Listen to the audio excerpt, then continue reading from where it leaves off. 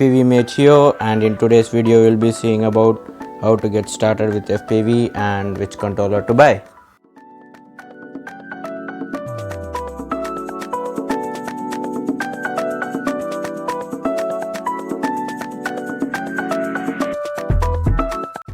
Before getting into today's video, I just want to address some of the reviews that I got on previous videos. Regarding what is FPV video, many of you have felt that it's too much of information and like sitting in an online class, PPTs are boring, I know, but there's no other go. I had to give insights about the hobby, and with limited resources, I gave the best I could. I just have a basic setup. The mic that I'm using is just a headphone mic, and regarding the video part, I have managed with pictures and PPTs. But don't worry, facecam would be coming as soon as I have a good setup. Also, many of you might also been wondering when are we going to see the drone footages.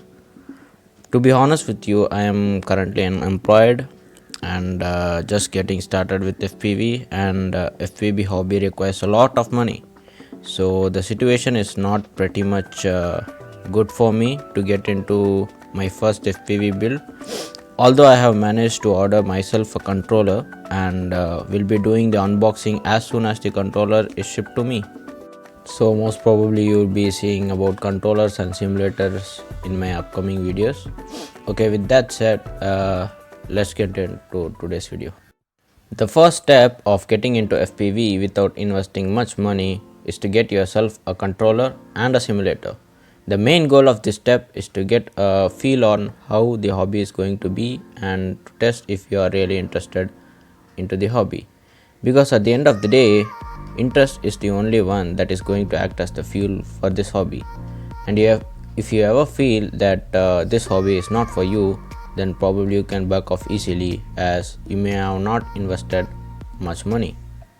The advantage with simulator is that you will be very much confident and not afraid while flying the drone, because you are just flying in a virtual world, and all that you want is confidence before flying your actual drone. The simulator that I currently have is the lift-off simulator.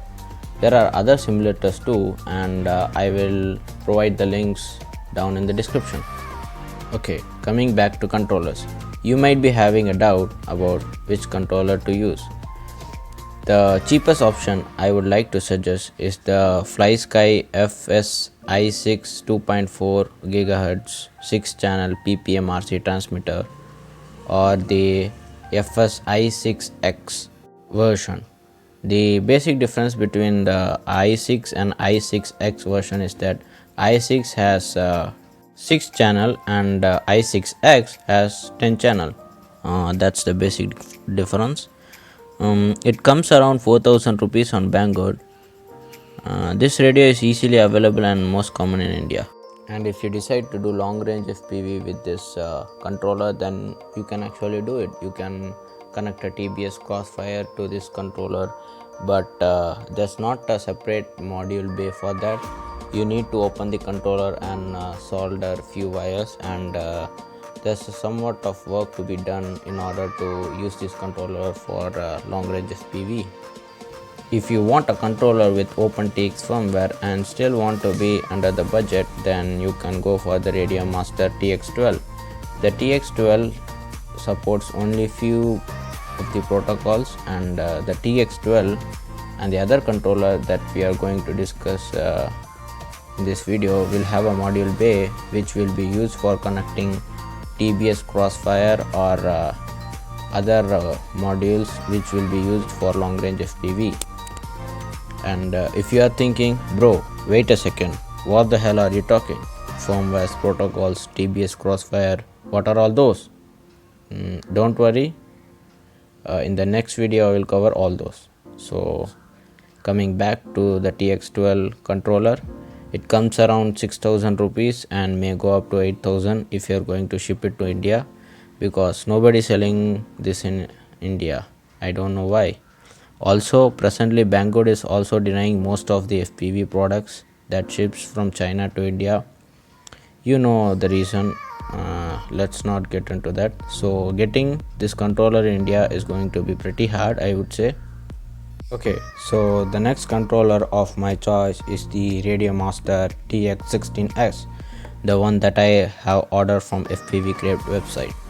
This is also hard to buy from India, though I have seen one of the Indian shop sell it online, but they are charging too much. I'll provide the link down below. And I bought this controller from FPV Crate for $150, and the shipping was around $23, so that would account for around 13,000 inclusive of the conversion charge if you pay through PayPal. It has been a radio of my choice since it supports a lot of protocols and runs OpenTX firmware. That is, I can bind the same radio to a lot of different receivers without any problem, and also buying a radio is going to be a one-time investment. Thus, dumped all my savings into buying this controller. There are two main variants to this controller, one with Hall effect gimbals and the other with the potentiometer gimbal. The Hall effect gimbals have a longer life and a high precision. If you prefer something like joystick like radio, then the best one to buy would be the TBS Tango 2 Pro, which comes with inbuilt crossfire and comes around 18,000 rupees.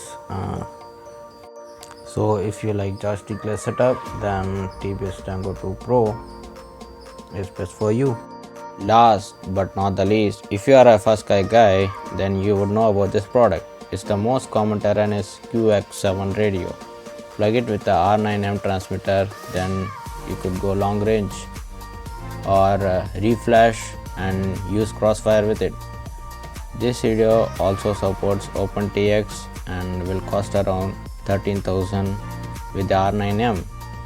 This is the Banggood price, and if you want Hall effect gimbals with R9M, then it would be around 18 to 19k.